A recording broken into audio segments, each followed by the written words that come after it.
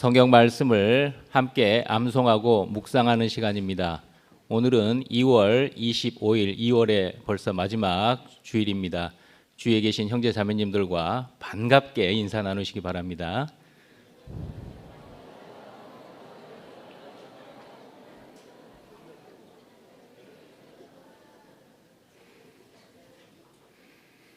네, 오늘도 광고 한 가지 드리겠습니다. 가지고 계신 휴대폰 말씀에 방해가 되지 않도록 전원을 꺼주시거나 무음으로 해주시면 감사하겠습니다. 잠깐 기다리는 시간 갖도록 하겠습니다. 네, 그럼 율법에 대하여 지난주 로마서 3장 28절 말씀 천천히 두 번 암송하시면서 함께 묵상하도록 하시겠습니다. 그러므로 사람이 의롭다 하심을 얻는 것은 율법의 행위에 있지 않고 믿음으로 되는 줄 우리가 인정하노라. 로마서 3장 28절 말씀. 그러므로 사람이 의롭다 하심을 얻는 것은 율법의 행위에 있지 아니하고 믿음으로 되는 줄 우리가 인정하노라. 로마서 3장 28절 말씀.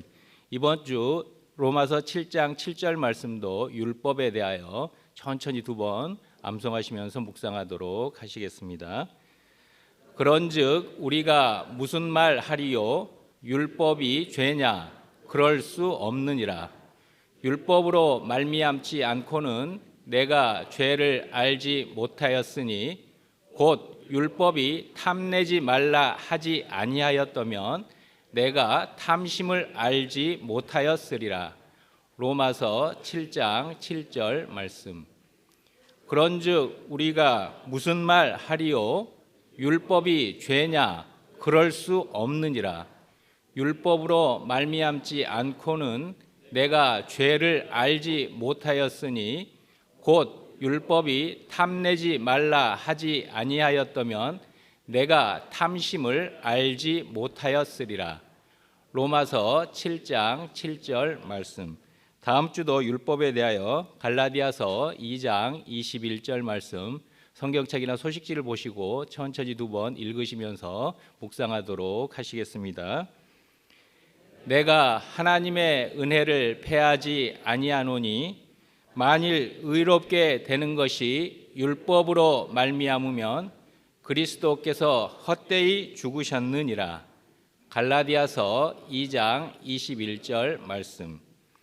내가 하나님의 은혜를 패하지 아니하노니 만일 의롭게 되는 것이 율법으로 말미암으면 그리스도께서 헛되이 죽으셨느니라. 갈라디아서 2장 21절 말씀. 찬양대 찬송 후에 음성교회 오동선 목사님께서 말씀을 전해 주시겠습니다.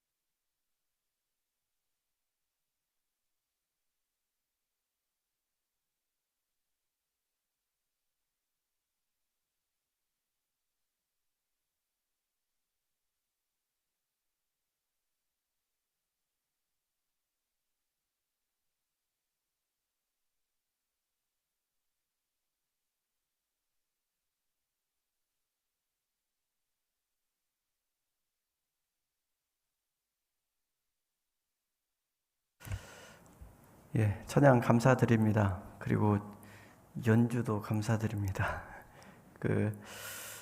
찬양이나 뭐 연주하는 것이 다만 한 달 연습해 가지고 되지는 않잖아요.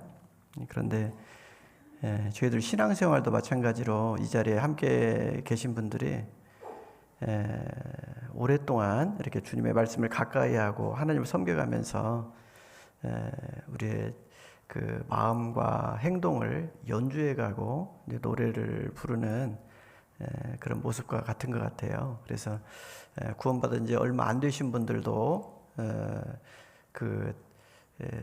이렇게 연수에 맞게 또 그 분량에 맞게 우리의 삶을 연주해가고, 또 구원받으신 지 오래되신 분들도 그 연수와 또 분량에 맞게 또 연주해 가는 가운데 하나님께서 지금 이제 찬양을 이렇게 우리가 들었던 것처럼 우리의 모습들을 참으로 아름답게 보시겠다 싶습니다.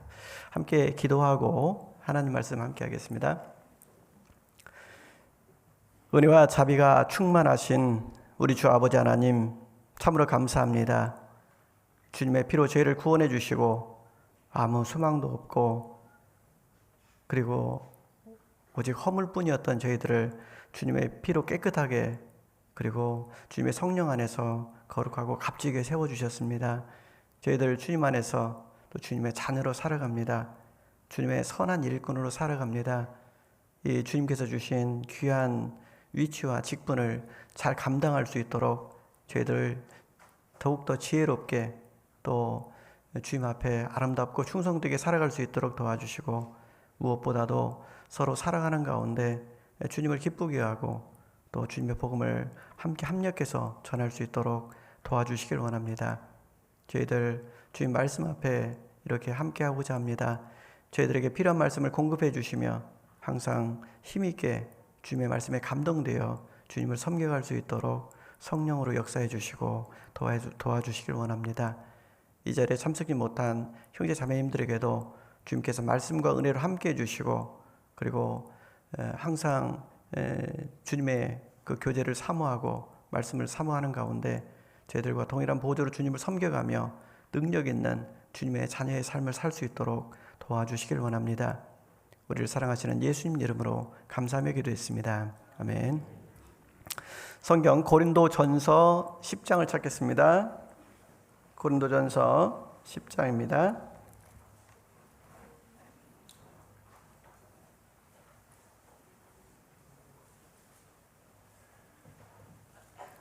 고린도전서 10장 1절부터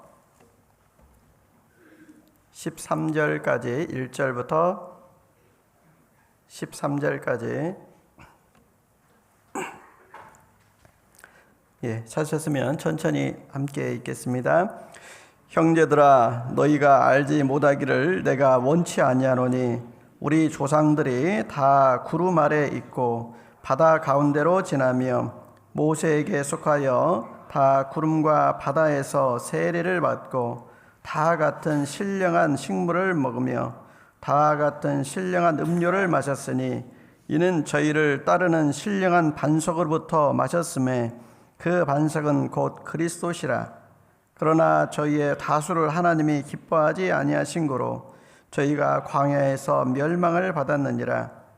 그런 일은 우리의 거울이 되어 우리로 하여금 저희가 악을 즐겨한 것 같이 즐겨하는 자가 되지 않게 하려 함이니 저희 중에 어떤 이들과 같이 너희는 우상 숭배하는 자가 되지 말라. 기록된 바 백성이 앉아서 먹고 마시며 일어나서 뛰논다 함과 같으니라.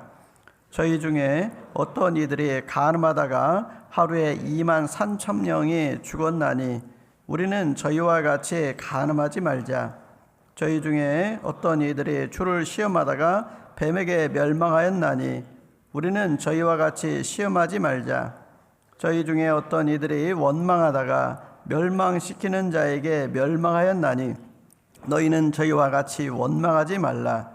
저희에게 당한 이런 일이 거울이 되고 또한 말세에 저희에게 당한 이런 일이 그런즉 선줄로 생각하는 자는 넘어질까 조심하라. 사람이 감당할 시험 밖에는 너희에게 당한 일이 없나니 오직 하나님은 미쁘사 너희가 감당치 못할 시험 당함을 허락지 아니하시고 시험 당할 즈음에 또한 피할 길을 내사 너희로 능히 감당하게 하시느니라. 2014년에 이렇게 주일 설교가 잡혀서 이렇게 이제 주일날 이렇게 함께 이렇게 교제했던 시간이 있었습니다. 그리고 이제 딱 10년 지나가지고 이렇게 다시 이제 형제 자매님들 이렇게 말씀 안에서 함께 보게 되었습니다. 전에 천안에 있을 때 그래도 얼굴 자주 뵌 적이 있고요.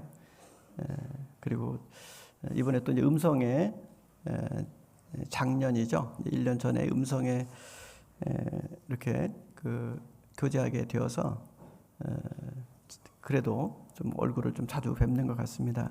감사드리고요. 오늘 이 말씀 속에서 이제 저희들이 이제 상고해 보고자 하는 내용은 하나님께서 우리를 어떻게 도와주셨는지, 그리고 그 가운데서 우리가 어떻게 감사하면서 살아야 될 건지에 대해서 좀 교제하고자 합니다. 고린도전서 10장 1절부터 이제 4절까지는 제가 다시 한번 읽겠습니다. 형제들아 너희가 알지 못하기를 내가 원치 아니하노니 우리 조상들이 다 구름 아래 있고 바다 가운데로 지나며 모세에게 속하여 다 구름과 바다에서 세례를 받고 다 같은 신령한 식물을 먹으며 다 같은 신령한 음료를 마셨으니 이는 저희를 따르는 신령한 반석으로부터 마셨음에 그 반석은 곧 그리스도시라. 지금 구약과 신약을 연결해서 지금 말씀하고 있는 겁니다. 그래서 구약 시대에는 그리스도하고 상관없는 것 같았는데 광야 시대. 그런데 사실은 이게 우리와 마찬가지로 그리스도와 상관이 있다. 그래서 이 홍해 바다를 이렇게 지나올 때 이때를 그리고 구름 기둥 밑에 있었을 때를 구름과 바다에서 세례를 받고 신약 시대 성도들이 세례를 받은 것처럼 사실은 구약 시대에도 어떤 그런 그림자로서 이렇게 모습들이 있었다. 그래서 구약 시대의 모습들은 우리에게 많은 부분에서 이제 교훈을 주기 위해서 이렇게 주신 내용들이기 때문에 그 내용들을 그냥 쉽게 생각하고 광야에서 반석에서 물을 먹고 하늘에서 만나를 먹었는데 출애굽할 당시에는 이집트에 10가지 재앙을 내리는 모습들을 직접 봤고 홍해바다를 직접 건너서 왔는데 어떻게 하늘에서 만나를 이렇게 내린 그 만나를 먹고 반석에서 물을 마시면서 금송아지를 만들 수 있을까? 어떻게 구름 기둥이 있고 불 기둥이 있는 그날에 간음을 하고 우상 숭배를 할 수 있을까? 우리가 이제 지금 성경을 보다 보면 야, 이스라엘 사람들이 너무나 이렇게 믿음이 없구나라는 이제 생각들을 하게 되고 나 같으면 내가 그 시대였으면 글쎄 내가 여호수아처럼 살았으면 살았지 그 광야에서 망한 사람들처럼 살지는 않았겠다 뭐 이렇게 생각할 수도 있을 겁니다. 하지만 그때 당시에 있어서 그렇게 믿음 없는 모습을 보였던 것이 사실은 우리와도 상관이 있다라는 거예요. 우리가 그 분들보다 믿음이 좋아가지고 또 하나님에 대한 열심이나 사랑이 커서 지금 신앙을 지키고 있는 것은 아니다. 그래서 선줄로 생각하는 자는 넘어질까 조심하라라고 이렇게 이제 전체적으로 그렇게 말씀을 하시는 겁니다. 여러분 광야에서 하늘에서 만나가 내리고 반석에서 물이 나왔습니다. 너무나 큰 기적이죠. 애굽에서도 큰 기적을 보여주셨고 홍해바다를 가른 것도 큰 기적이었는데 이스라엘 사람들은 매일 하나님의 그 기적을 본 거예요. 어떻게 구름 기둥이 어떻게 불 기둥이 이스라엘 사람들을 지켜줄 수 있었을까? 기적 속에서 산 겁니다. 근데 그 기적 속에서 살 때 얼마 지나지 않아서 하나님을 원망하고 그리고 이렇게 그 출애굽한 지 얼마 되지도 않아서 금송아지를 만들고 우상을 섬겼어요. 그 일로 해서 아주 크게 이제 문제가 된 적이 있잖아요. 하나님께서 이 백성들을 다 진멸하고 모세를 통해서 다시 시작하겠다 뭐 이런 말씀도 하시기도 했었습니다. 이스라엘 사람들이 광야에 있는 동안에 사실은 기적 속에서 살았어요. 애굽에서 나올 때도 기적이었고 광야에서 산 것 자체가 기적이잖아요. 여기 책갈피 꽂아 두시고 느헤미야 9장을 보겠습니다.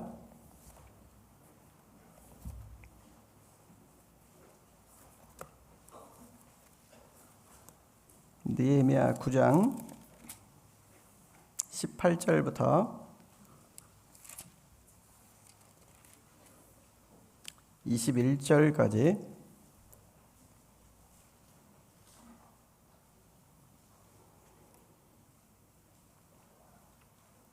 같이 읽겠습니다.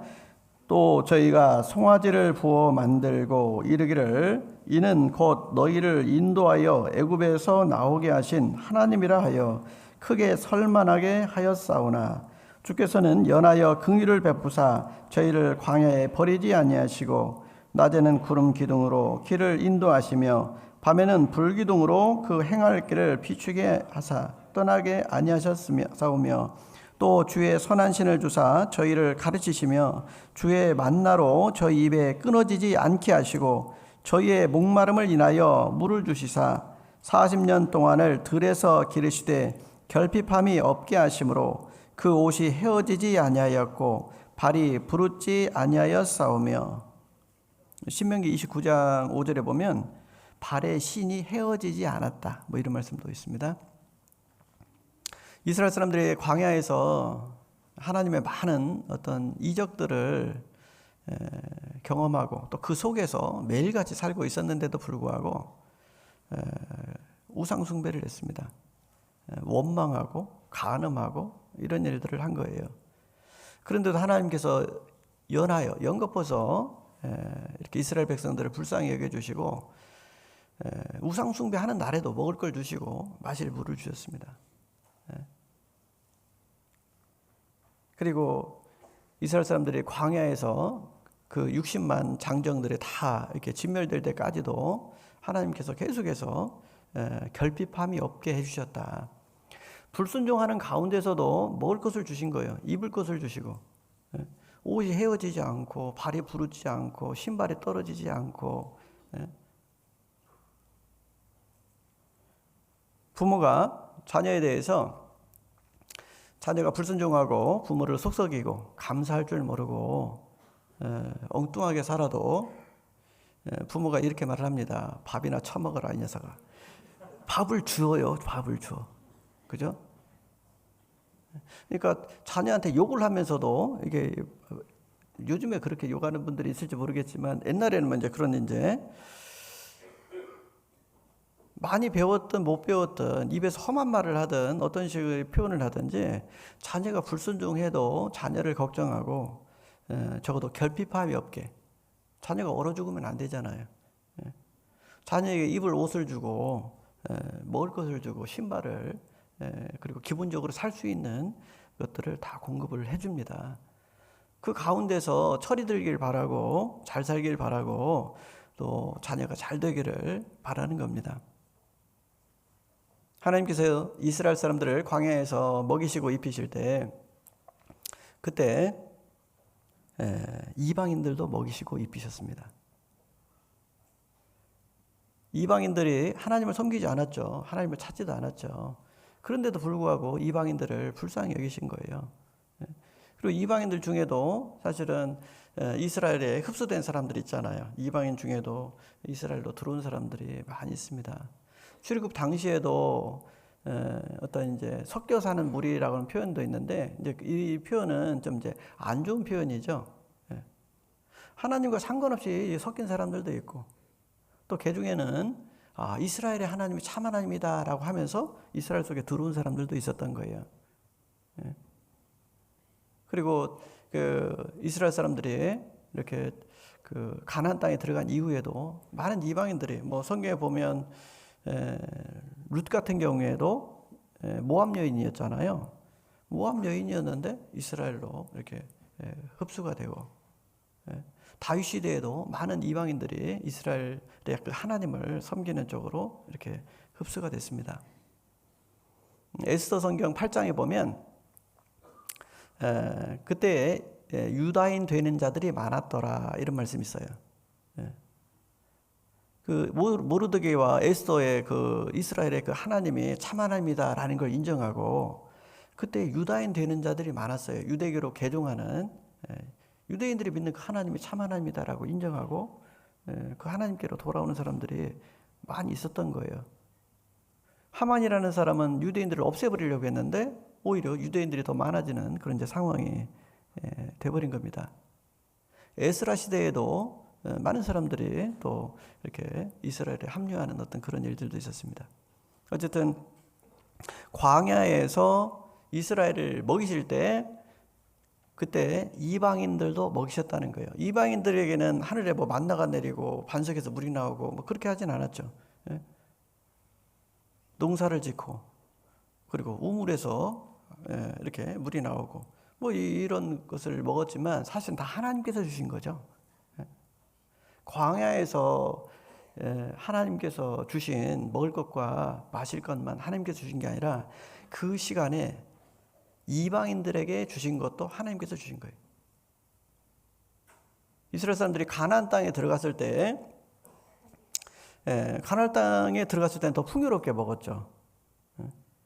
자녀가 그 불순종하고 속썩이고 그러면 결핍함이 없게는 주지만 풍족하게 그냥 어쨌든 뭐 점심이나 때워라 하고서 줄지는 몰라도 막 그 모든 걸 다 넘치도록 주지는 못할 수도 있어요. 그래서 그래도 오늘은 신경 써서 해줘야지 뭐 이렇게 할 수는 있겠지만 풍족하지는 않습니다. 자녀가 순종하면 옆집에서 돈을 좀 빌려서라도 소고기 좀 사다가 국이라도 끓여줄 수도 있잖아요. 자녀가 순종할 때 더 풍족하게 이렇게 부모가 해주는 겁니다. 가나안 땅에 들어갈 때 더 풍족하게 이스라엘 사람들이 먹고 마시고 입고 했습니다. 가나안 땅에 들어가니까 자꾸 옷이 헤어집니다. 옷이 헤어지니까 좋아요, 안 좋아요? 옷은 헤어지는데 새 옷을 입을 수 있어요. 새 옷을 입을 수 있는 그런 힘이 있고 여유가 생기는 거예요. 만나는 내리지 않는데 농사를 지어야만 먹고 살 수 있는데 그런데 광야에서 만나 먹는 것보다 훨씬 더 잘 먹습니다. 다양한 음식들, 다양한 어떤 식재료들이 있고 더 풍성하게 먹을 수 있었던 거예요. 신발이 떨어져도 광야에서 40년 동안 같은 신발 신었는데 여러분 안 떨어진 신발을 계속 신고 있었으면 좋겠어요? 옷이 안 떨어져서 계속 똑같은 옷 입으면 좋겠습니까? 이스라엘 사람들은 광야에서는 옷을 그냥 한 번만 입어도 떨어지질 않는 거예요. 근데 가나안 땅에 들어갔을 때 옷이 헤어질지언정 계속 이렇게 옷을 바꿔 입을 수 있는 한 번에도 옷을 뭐 여러 벌의 옷을 갖고 있으면서 이렇게 번갈아 가면서 입을 수 있는 그런 환경이 된 거예요. 그러면 광야에서는 하나님께서 주셨고 가나안 땅에서는 자기들 힘으로 그렇게 먹고 산 거냐? 아니잖아요. 광야에서 주신 하나님이 가나안 땅에 들어갔을 때 더 주신 거잖아요. 그렇잖아요. 광야에서 구름 기둥, 불 기둥이 있었다고 한다면 가나안 땅에 들어갔을 때 구름 기둥, 불 기둥이 없어도 살 수 있는 따뜻한 집을 주시고 이렇게 햇빛을 피할 수 있는 어떤 그런 상황들을 더 수월하게 주신 겁니다. 근데 그것을 그 속에서 하나님을 찾아야 되는데 하나님을 발견하지 못한 거예요. 이 만나를 보관해 가지고서 가나안 땅에 가지고 들어왔잖아요. 일부를 기억하려고. 40년 광야 생활에서 어떻게 먹고 살았냐? 이 만나를 먹고. 그걸 가지고 왜 가나안 땅에 들어왔냐? 40년 광야에서 먹은 것처럼 하나님께서 도와주신 것처럼 가나안 땅에서도 뭘 먹든지 하나님께서 주신 거다. 그거 기억하라고 만나를 가지고 하나님께서 그 기념할 수 있도록 해주셨잖아요. 이스라엘 사람들이 다른 민족들도 농사지어서 먹고 살고 자기들도 농사지어서 먹고 사니까 그것이 하나님하고 상관없는 건 줄 알았어요. 똑같은 건 줄 알았습니다. 그런데 이스라엘 사람들이 광야에서 먹은 것도 이스라엘 사람들이 가나안 땅에서 먹은 것도 그 시간에 이방인들도 자기들이 농사지어서 먹고 산 것도 우리가 우리 시대에 직장 다니면서 월급 받아서 먹고 사는 것도 다 하나님께서 주신 거다. 그런데 가나안 땅에서 이스라엘 사람들이 먹었던 것보다 우리가 더 풍족하게 먹고 풍족하게 입고 쓰고 있습니다. 이거는 우리 힘으로 먹고 사는 거냐? 그렇지 않다라는 거예요. 이스라엘 사람들이 광야에 있는 동안에도 하나님께서 주신다는 걸 기억하지 못했고 가나안 땅에서도 하나님께서 주신다는 걸 기억하지 못해서 우상 숭배하고 간음하고 하나님을 원망하고 이런 일들이 생겼던 겁니다. 우리는 더 풍족하게 받고 있습니다. 이 속에서 하나님을 찾아야지 하나님을 발견하지 못하면 우리도 똑같은 어떤 그런 길을 갈 수도 있다라는 거예요. 이 고린도전서 10장 1절부터 4절까지 이렇게 광야에서 있었던 일들은 하나님께서 정말 신이셨다, 참 신이셨다. 모든 문제를 해결해주고 우리를 애굽에서 구원해주고 홍해 바다를 가르고 그리고 모든 것들을 공급해주는 정말 참신이었다. 그걸 증명을 해 보인 겁니다. 기적의 하나님 그리고 결핍함이 없도록 지켜주시는 하나님 것을 보여주신 거예요. 그걸 보여줬는데 여호와 하나님이 참신이고 그분이 살아계신데 그런데 우상 숭배를 하면 되겠냐? 간음하면 되겠냐? 그 하나님을 시험하고 원망하면 되겠냐라고 하시는 거죠.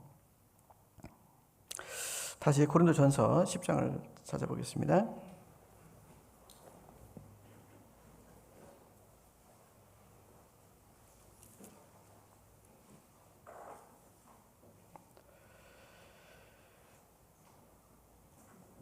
고린도전서 10장 5절 같이 읽겠습니다. 그러나 저희의 다수를 하나님이 기뻐하지 아니하신 거로 저희가 광야에서 멸망을 받았느니라. 예.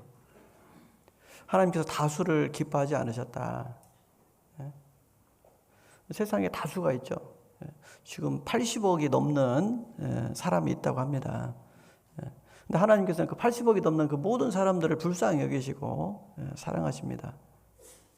하지만 그 80억이 넘는 사람이 다 천국에 가고 뭐 그거는 아니죠. 하나님 다수를 기뻐하지 않으십니다. 이스라엘 백성들이 광야에 있는 동안에 하나님을 원망하다가 죽고 간음하다가 죽고 많은 사람들이 이렇게 이제 문제가 생겼어요. 그리고 그 가나안 땅을 정벌하는 그 일에 있어서도 정탐꾼을 보내잖아요. 12명의 이제 정탐꾼을 보냈는데 그 중에 갈렙과 여호수아 2명만 이렇게 믿음 있는 말을 하고 나머지 10명은 그 땅에 가면 우리는 다 죽는다. 우리 아이들까지 다 죽을 거다라고 하면서 그 땅을 악평을 했습니다. 온 이스라엘이 그 말에 미혹되어 가지고서 하나님을 원망하고 모세를 원망하고 이런 상황들이 생기고 그 일 때문에 20세 이상으로는 이렇게 그 40년 광야 생활 속에서 다 이렇게 죽게 되는, 칼렙과 여호수아는 살았지만 나머지는 이렇게 다 망하는 이런 일이 벌어지기도 했습니다. 10명의 의견하고 2명의 의견이 있었어요. 2명은 하나님의 어떤 믿음에 기대해서 의견을 냈고 10명은 사람 생각으로 나름대로는 지혜롭게 말을 한 겁니다. 야, 거기는 높은 성이 있고 그리고 사람도 많고 그리고 너무나 강하다. 뭐 철병거도 있고 너무나 강하다. 우리가 이길 수가 없다. 큰 장부들 막 이렇게 거인 같은 사람들도 있는데 아마 그 사람들이 우리를 봤으면 우리는 메뚜기 같았을 거다. 우리가 어떻게 그 전쟁에 이기겠나. 아주 지혜로운 말이고 이렇게 합당한 말입니다. 하나님을 빼놓고 이렇게 하나님의 함께하심을 배제한 상태에서 말을 한 거예요. 우리도 교회 안에서 여러 가지 의견들이 있을 수 있고 가정에서도 어떤 의견들이 또 있을 수도 있습니다. 하나님을 빼놓고 생각하면 정말 그 말이 지혜로운 말로 이제 끝까지 지혜로운 게 될 수도 있는데 하나님께서 함께 하신다는 것까지 생각하면 그것이 꼭 지혜로운 건 아닐 수 있다라는 거죠. 다수의 의견이 지혜로운 말이 꼭 옳은 거는 아닐 수 있다. 그럼 다수가 다 틀렸냐? 뭐 그건 아니죠. 근데 다수의 의견이 꼭 옳은 것이 아닐 수는 있다. 교회는 다수결이에요. 민주주의 뭐 그거 있잖아요. 민주주의가 다수결이잖아요. 교회는 다수결이에요. 다수결이 아니에요. 그런데 교회는 대체로 다수결입니다. 이스라엘 사람들의 그 10명의 의견을 따랐어요. 그리고 모세나 여호수아나 이런 분들이 그게 무슨 말이냐 하면서 그 다수의 의견을 묵살해버리고 이렇게 백성들을 이렇게 다 휘어잡고 뭐 어떻게 하고 그렇게 하지 못했어요. 결국에는 다수의 의견대로 우리 들어가면 다 죽겠다 이런 쪽에 휩쓸리게 되는 거고 그래서 이렇게 그 많은 사람들이 이제 죽게 되는 뭐 이런 상황들이 벌어졌잖아요. 우리는 믿음 있는 어떤 그런 의견이나 생각들이 다수가 될 수 있도록 노력을 합니다. 그래서 저희들이 마음을 모으잖아요. 마음을 말씀 안에서 또 하나님이 함께 하신다라는 그 속에서 또 복음을 위한 어떤 열정과 그 감사 속에서 마음을 모아요. 마음을 모아서 이렇게 마음이 모아지면 그것이 이제 다수의 의견이 된 거야. 그리고 그렇게 할 때 이제 문제가 없죠. 그 속에서 이렇게 이제 이 교회가 마음을 모아서 한 길로 이렇게 가는 겁니다. 근데 마음이 모아지지 않은 상태에서 나를 따르라 이렇게 돼버리면 문제가 생기죠. 뭐 전도인이 됐든지 구역장님이 됐든지 뭐 봉사회장님이 됐든지 이것이 믿음이 있는 거니까 나를 따르라 문제가 돼요. 마음이 모아지지 않았는데. 근데 마음을 모아놓고 그러면 그게 이제 다수가 된 거죠. 그래서 하나님께서는 각자의 어떤 믿음과 마음과 함께함과 그 열심 속에서 이렇게 전체에게 상을 주기를 기뻐하시고 하나가 되기를 또 원하십니다. 믿음 있는 다만 몇몇 사람들이 교회 전체를 다 끌고 가고 뭐 그걸 원치 않습니다. 그리고 저희들 각자 속에 성령이 계시기 때문에 어떤 믿음 있는 말씀들을 듣게 되면 믿음이 약해지는 어떤 생각이나 마음을 가졌다 할지라도 그것이 성령 안에서 이게 아니지 라고 하면서 우리 자신의 마음을 돌이키고 좋은 마음으로 이렇게 교회 안에서 함께하고 연합하고 그러잖아요. 그래서 교회는 절대로 다수의 의견을 무시하지 않습니다. 다만 다수의 생각을 좋은 쪽으로 바꿔가면서 이렇게 성령 안에서 하나로 모으면서 연합해서 해가고 있습니다. 그리고 이 고린도전서 10장 6절을 보겠습니다. 10장 6절 같이 읽겠습니다. 그런 일은 우리의 거울이 되어 우리로 하여금 저희가 악을 즐기한 것 같이 즐겨하는 자가 되지 않게 하려 함이니. 구약 시대에 있었던 일들이 우리하고 상관이 있다. 그래서 그 속에서 우리가 교훈을 받을 필요가 있다. 이스라엘 사람들이 저희가 악을 즐기한 것 같이라고 했는데 즐기한 악이 뭐냐? 7절, 8절, 9절, 10절에 나와 있는 우상숭배, 간음, 하나님을 시험한 것, 그리고 원망한 것. 이것이 우리하고도 상관이 있다라는 거예요. 이스라엘 사람들이 그런 모습을 보였다는 것은 우리에게도 그런 모습이 있을 수 있다라는 거죠.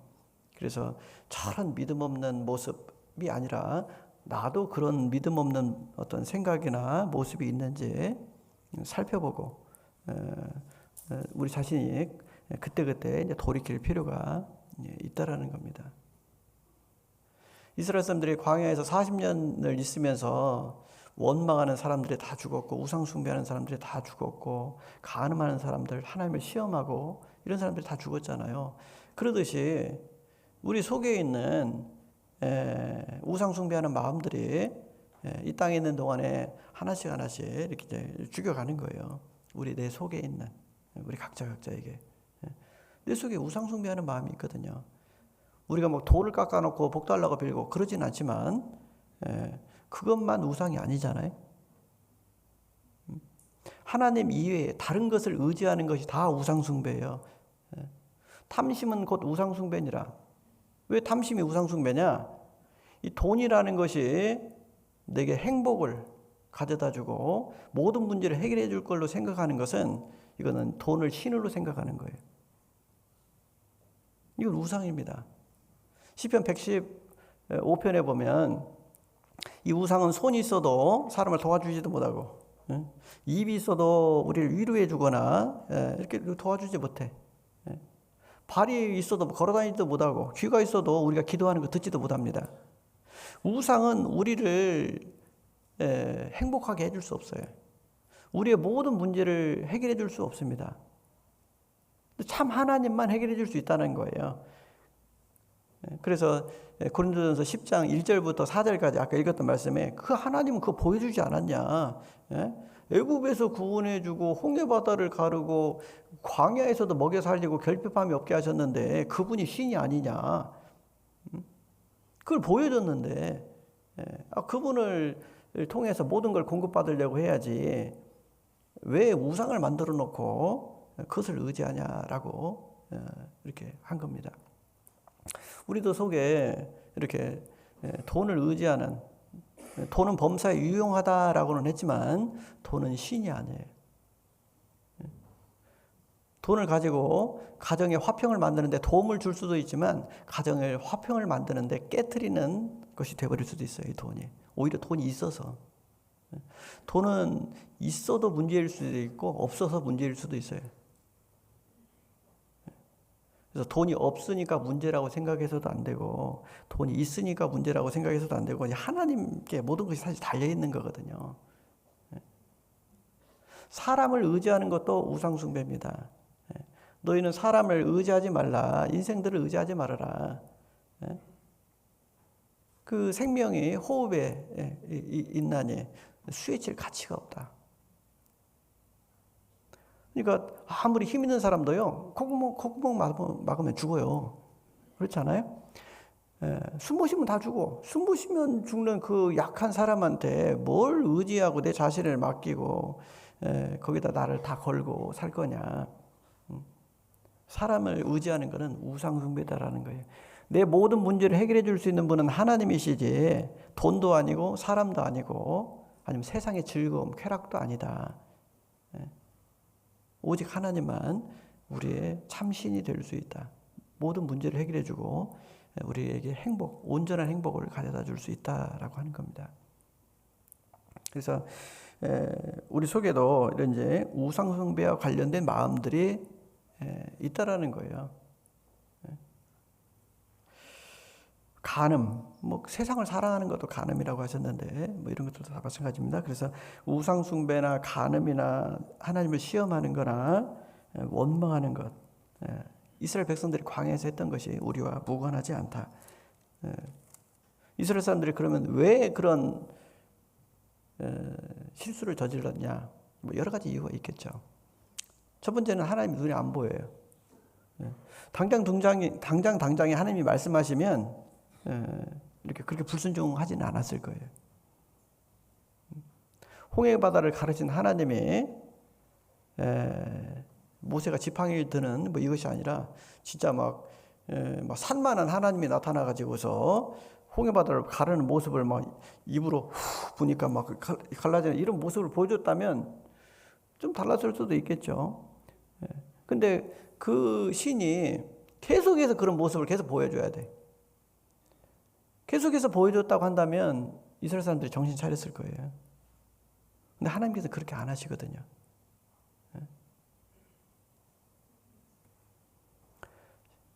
출애굽기 성경이나 신명기 성경에 보면 이 십계명을 주실 때 이스라엘 사람들이 시내산에 있을 때의 모습이 나와 있습니다.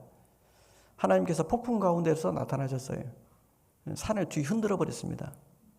그러니까 이스라엘 사람들이 말하기를 모세 당신이 하나님께 말씀을 받아서 우리에게 전해주면 우리가 그 말씀을 듣겠습니다. 우리가 그 말씀을 직접 듣다가는 우리가 죽게 생겼습니다. 막 무시무시한 거야. 막 폭풍 가운데서 나타나서 하나님께서 막 산을 뒤흔들어 버리는데 너무 무서운 거예요. 두려우니까.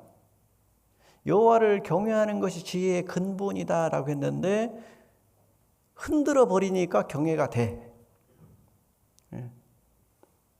하나님의 그 위엄이 나타나니까 하나님이 경외가 되니까 순종하겠습니다. 이런 말이 그냥 절로 나오는 거예요.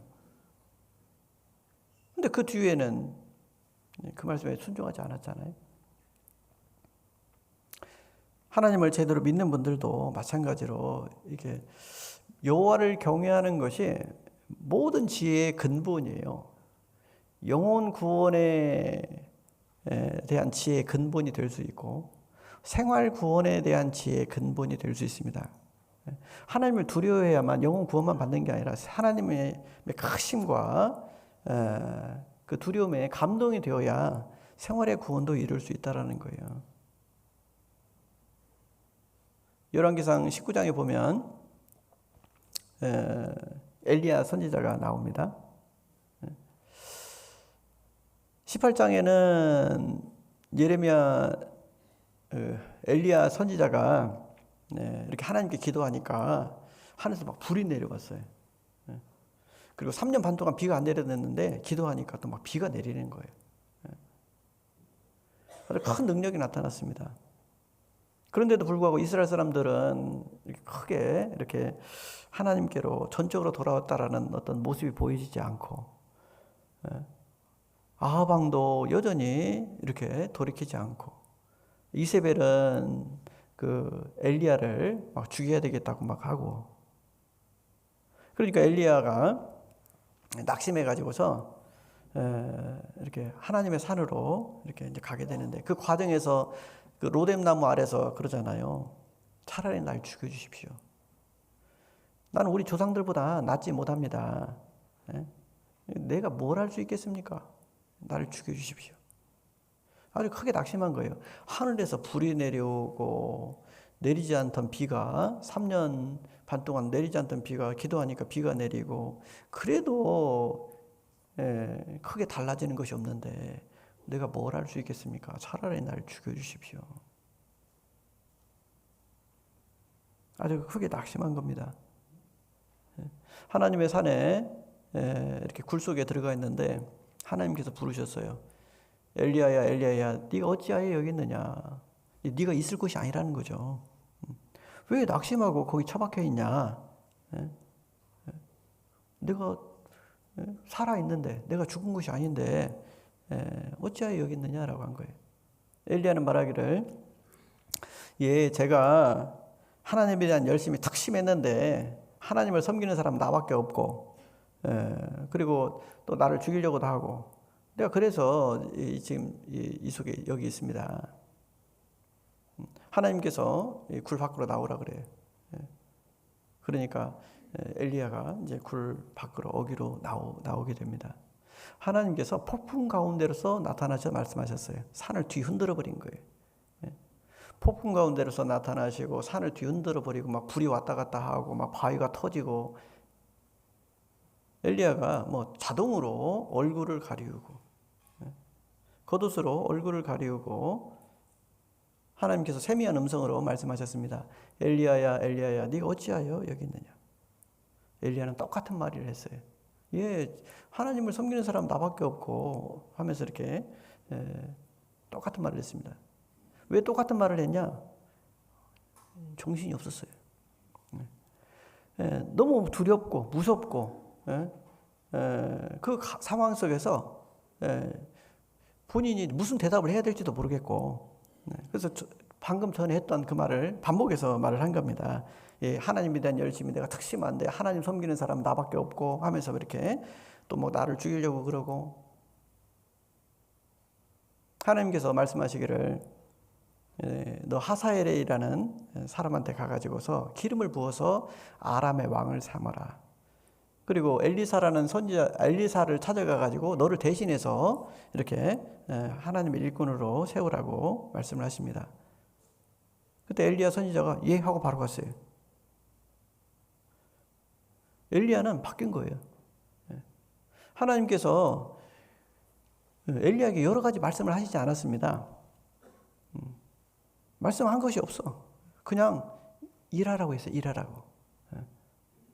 하사엘에게 가서 엘리사에게 가서 기름을 부어라. 일하라고 하신 건데 예 하고 바로 힘을 얻어가지고 바로 간 거예요. 엘리사는 폭풍 가운데로서 나타나신, 불 가운데서 나타나신 하나님께 감동이 된 거예요. 이 하나님이 이렇게 크신 분인데, 이렇게 대단한 분인데, 이분이 두려우신 분인데, 강한 분인데, 엘리야 스스로는 본인 스스로가 왜 그렇게 감동이 되어 있고 믿음 충만이 다시 이렇게 된 건지 본인이 말로 표현하려면, 근데 이미 충만돼 있어. 여호와를 경외하는 것이 지혜의 근본입니다.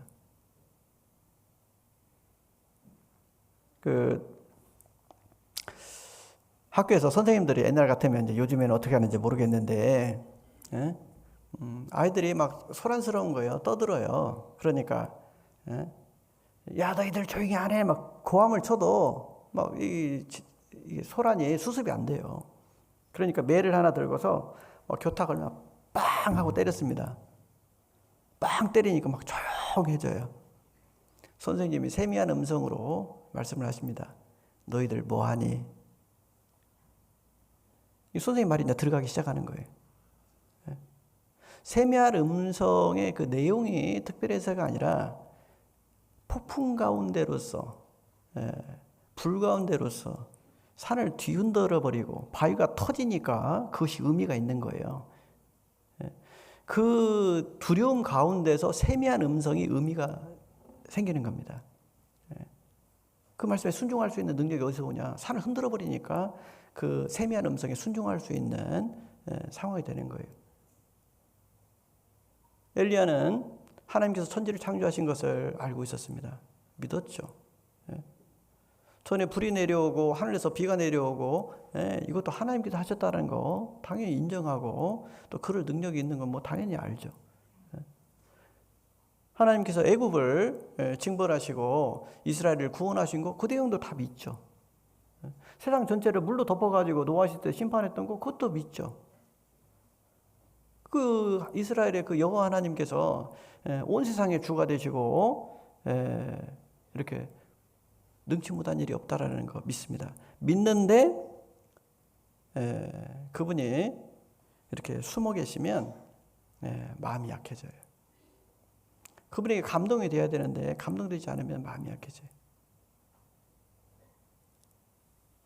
우리는 전도집회 말씀을 들을 때 태초에 하나님이 천지를 창조하시니라 창조에 대해서 이제 배우잖아요. 정말 하나님이 세상을 만들었다라는 말씀에 감동이 되면 세상이 달라 보여요. 성경이 달라 보이고 전도집회 말씀 듣고서 이렇게 사람이 바뀝니다. 지식적으로 많은 내용을 알았냐? 뭐 그 뒤에 배운 게 더 많아. 근데 구원 받고서 처음에 아주 담대하게 살 수가 있습니다. 뭐 교회 뭐 나온 지도 얼마 되지도 않았는데도 불구하고 뭐 핍박이 있든지 뭐 흔들림이 없어요. 왜? 태초에 하나님이 천지를 창조하셨거든요. 그 하나님이 나를 위해서 피를 흘려주시고 나를 위해서 죽어주셨거든요. 천국이 있는 거거든요. 가족들을 구원해야 되는 거고 그리고 하나님께서 도와주시는 거거든요. 그것에 감동이 되어져 있는 거예요. 그러니까 두려울 것이 없고 아주 담대한 거예요. 누구한테 두들겨 맞아도 그게 문제가 아니야 이게. 누가 욕을 해도 문제될 게 없어요. 가난해도 뭐 가난은 그거 아무것도 아니야. 근데 오히려 그 뒤에 이제 성경을 많이 배웠어요. 1년이고 2년이고 이렇게 교회당에 같이 모여서 성경도 배우고. 근데 오히려 1년, 2년, 3년 됐는데 마음이 약해져 가지고 이렇게 그 세상을 염려하고 유혹되고 때로는 하나님을 원망하고 형제자매들을 원망하고 이런 일들이 생겨납니다. 그러면 그 마음속에 하나님이 천지를 창조하셨다 이걸 모르냐? 알아요. 문제는 감동이 안 돼 있죠. 하나님 우리를 너무너무 사랑하신다. 하나님 세상을 이처럼 사랑하사. 문제는 거기에 감동이 안 돼 있는 거예요. 그래서 사실을 인정 안 하는 게 아니에요. 안 믿는 게 아니에요. 근데 감동이 안 돼 있죠. 우리는 계속해서 일깨어 있기 위해서 감동을 유지하기 위해서 말씀 생활, 기도 생활, 교대 생활, 전도 생활을 계속 이렇게 해가는 겁니다. 말씀을 배우는 거는 계속 기억하려고 하는 거예요. 상기하려고 하는 겁니다. 우리가 새로운 거 배우는 게 아니에요. 같은 말씀을 배워요, 사실은. 오늘 전에 안 들어봤던 말씀 들었네? 결국 똑같은 거예요. 안 먹어본 그 두리안을 오늘 먹어봤어도요, 똑같은 거예요. 전에 먹었던 고구마나 뭐 두리안이나 똑같은 거예요. 왜? 그 속에 들어있는 게 탄수화물, 지방, 단백질, 뭐 영양소들 있죠. 비타민 뭐 이런 거 있을 거 아니에요. 우리가 음식점에서 다양한 종류의 음식을 먹어도 결국에 다 똑같은 거예요. 뭐 3대 영양소 있잖아요. 탄수화물, 지방, 단백질. 그죠? 그거 먹어야 살아. 그런 것처럼 우리에게 힘을 주는 믿음과 소망과 사랑에 대한 말씀들이 있거든요. 말씀을 들으면 한 내용 속에 믿음과 소망과 사랑에 대한 것이 다 들어있어. 그러면서 이제 그것을 공급을 받는 거예요. 말씀을 요약을 하면 믿음, 소망, 사랑으로 요약할 수 있습니다. 그리고 그 말씀을 또 요약을 하면 하나님을 사랑하라, 형제를 사랑하라 이렇게 또 요약을 할 수 있어요. 결국에는 그것을 계속 이제 어떤 말씀을 읽든지 배우든지 그 속에서 그것을 공급을 받는 거예요. 여러분 음식을 먹으면 탄수화물이 얼마가 몇 그램이 들어왔고 그 계산이 돼요? 안 되잖아. 그죠? 붕어빵 하나 먹으면 이것이 나한테 어떻게 해서 힘을 주는지 모르겠잖아요. 근데 힘이 나. 성경을 읽었는데 뭘 읽었는지를 내용이 교훈이 되는 걸 하나도 못 찾겠고 그렇잖아요. 교훈이 되는 걸 하나도 모르겠어. 그리고 또 내용도 이해도 잘 모르겠어요. 근데 그 읽은 것이 우리에게 힘을 줍니다. 밥을 먹었는데 밥맛도 없고 먹는 건지 마는 건지 어쨌든 그냥 집어 삼키기만 했어요. 그런데 그것이 힘이 된다니까요. 입맛이 없으면 억지로라도 먹잖아요. 그런 것처럼 말씀을 읽어도 배워도 크게 다가오는 것도 없고 크게 감사도 이렇게 안 되고 억지로 먹어야 됩니다. 억지로 읽고 억지로 배워야 돼요. 그러면 나중에 입맛이 생겨요. 몸이 이제 좋지 않을 때는 이제 입맛이 없잖아요. 근데 이제 먹다 보면 이제 입맛이 돌고 이제 건강이 회복되고 그럴 수 있습니다. 엘리야는 폭풍 가운데서 나타나신 그 두려우신 하나님, 그 하나님께 이렇게 감동이 되어서 힘을 얻은 거예요. 욥도 마찬가지입니다. 욥기 38장에 보면 하나님께서 여호와께서 폭풍 가운데서 나타나셔서 욥에게 말씀하십니다. 그래서 이 우주를 만드는 내용들을 쭉 말씀하시잖아요. 욥기 38장 자주 찾잖아요. 하나님께서 땅을 만들고 준승을 띄워놓고 여러 가지 이제 말씀들을 하십니다. 어떻게 창조를 하고 이런 말씀들을 하시는데 하나님께서 폭풍 가운데서 나타나셔서 말씀하셨어요. 그냥 세미한 음성으로만 그냥 말씀으로만 이렇게 이상 중에 꿈에 나타나서 말씀하신 게 아니고 폭풍 가운데로서 이 하나님이 대단하신 분인데 내가 지금 왜 낙심했을까? 왜 하나님을 원망했을까? 왜 친구들을 저주했을까? 욥도 사실은 하나님을 원망하고 친구들을 저주한 내용이 성경에 많이 나와 있거든요. 욥도 약해지니까 그렇게 된 거예요. 그 속에서 본인 자신이 과거에 하나님을 잘 섬겼던 거, 그리고 이렇게 친구들을 또 이웃을 사랑했던 거, 이런 것들이 이게 하나님께로부터 온 거구나, 이게 다 은혜였구나라는 것을 그제서야 이제 인정하게 된 거예요. 하나님의 크심을 보면 하나님 앞에서 할 말이 사라집니다. 그냥 예만 나오는 거예요.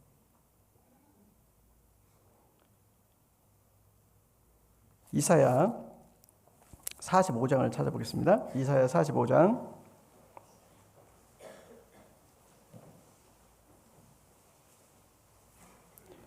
45장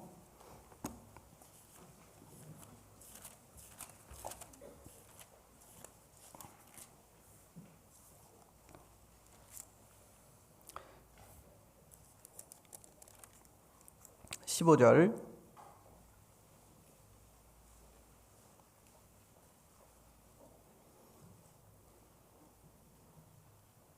45장 15절 같이 읽겠습니다. 구원자 이스라엘의 하나님이여 진실로 주는 스스로 숨어 계시는 하나님이시니이다. 하나님은 숨어 계셔요.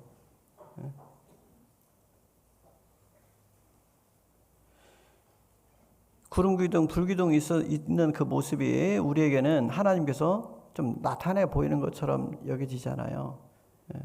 그런데 이스라엘 사람들은 처음에는 하나님의 능력으로 보였는데 시간이 지나니까 그것도 그냥 숨어 계신 하나님이야. 하나님이 이게 편하게 느껴지지가 않는 거예요. 반석에서 물이 나오는데 계속 나오니까 의뢰이 나오는 걸로 생각을 하는 거예요. 여기서 물 나왔으니까 계속 나오는구나 이렇게 생각을 하는 거예요. 근데 문제는 뭐냐면 하나님이 숨어 계신데 그 숨어 계신 하나님을 찾아내야 되는 거예요. 지금까지 도와주셨던 하나님을 인정해야 되는 겁니다. 그리고 현재도 도와주고 계신 하나님을 인정해야 되는 겁니다. 그 하나님을 찾아내야 돼. 하나님께서 죄를 미워하시고 여전히 미워하신다는 것을 지금도 찾아내고 그것을 인정해야 됩니다. 하나님께서 우리를 이 땅에 두시고 힘들게 이렇게 고생을 허락하시기도 하시지만 영원한 천국으로 인도하시고 우리를 큰 영광으로 갚아주신다는 것을 우리가 인정하고 그것을 기억해야 됩니다. 그걸 찾아내야 돼요. 하나님은 숨어 계신데 내가 정말 하나님 자식인가? 내가 정말 그렇게 대단한 존재인가? 하나님 아들을, 이게 다른 말을 바꾸면 신의 아들이잖아. 내가 정말 신의 아들인가? 신의 아들이 이렇게 사는 건가, 이게? 잠언 25장을 보겠습니다. 잠언 25장.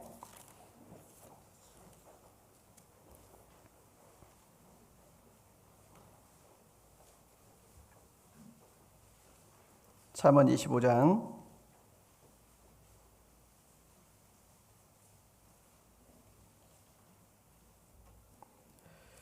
2절입니다. 2절 같이 읽겠습니다. 이를 숨기는 것은 하나님의 영화요 이를 살피는 것은 왕의 영화니라. 부모는 자식에게 야 내가 이것도 해줬고 저것도 해줬고 다 부모 은혜다 이런 말을 잘 안 해요. 그죠?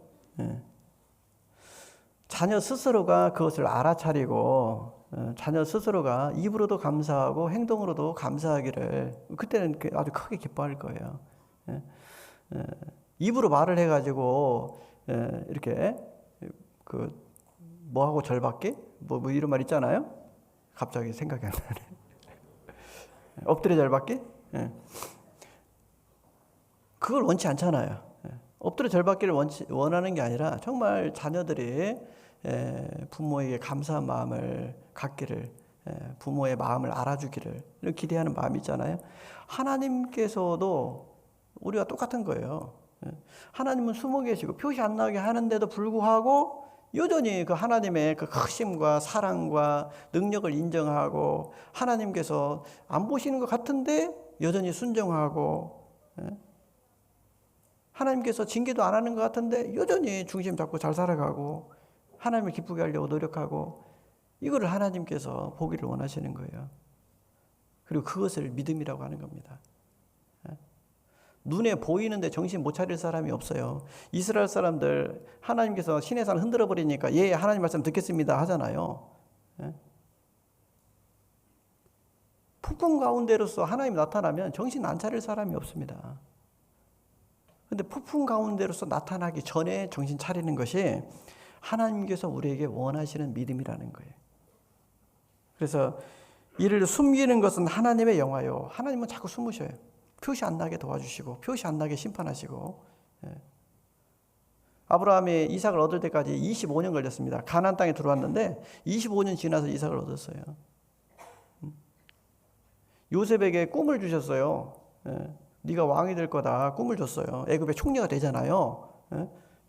형들이 요셉에게 절하고 그 부모가 요셉에게 절하고 이런 상황이 될 거라는 거예요. 그게 왕 된다는 건데 요셉 애굽에서 총리가 돼서 그것이 이루어지잖아요. 근데 그 꿈을 받을 때가 17살 때예요. 17살 때 그 꿈을 받았는데 13년간을 종살이하고 감옥살이 하다가 갑자기 총리가 되잖아요. 하나님께서 말씀하셨는데요. 그것이 이루어지기까지 13년이 걸렸어요. 물론 그 기간 동안에 순종을 한 겁니다. 하나님을 믿은 거예요. 그 꿈을 기억하고 믿은 거예요. 종살이 하면서도.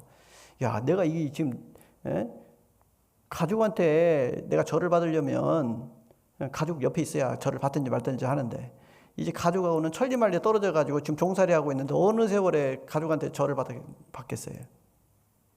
근데 그런데도 하나님을 인정하고 낙심하지 않고 하나님께 매달린 거예요. 순종함으로.